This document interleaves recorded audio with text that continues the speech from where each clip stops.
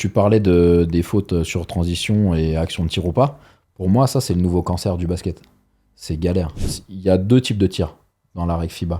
Il y a le tir en gros à l'arrêt, où l'action de tir, elle commence quand tu as la balle à 2 mains et que tu commences ton mouvement vers le haut. Et il y a le tir qu'ils appellent en mouvement. Alors, on a plus l'habitude de le voir en lay-up près du panier. Mais en gros, si un joueur il commence son lay-up du milieu de terrain, en FIBA, bah, c'est action de tir. C'est action de tir.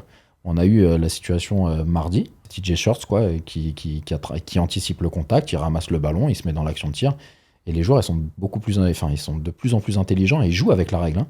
Et on a vu des mecs aussi qui voient le contact arriver, ils se mettent un peu dans un espèce d'action de tir, ils entendent pas le coup de sifflet, hop, ils font la passe. C'est pour ça que tu vois, l'Euroleague, ils ont adapté leur concept.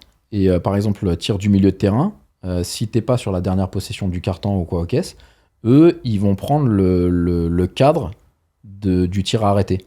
Donc il faut que tu aies attrapé la balle à 2 mains, il faut que tu commences ton mouvement vers le haut. Ok. Qui est, pour moi, par rapport au basket en lui-même, et c'est mon avis personnel, un peu plus adapté à l'esprit du basket. Si tu siffles toujours côté, ça enlève des actions ultra spectaculaires parce que l'année dernière, en Euroleague, on est allé voir Asvel Monaco et juste devant nous, Nando avait tiré du milieu de terrain, il y avait eu faute et il avait marqué le panier. C'est quand même des actions exceptionnelles. Donc se priver de ça, c'est aussi un mauvais signal envoyé aux spectateurs.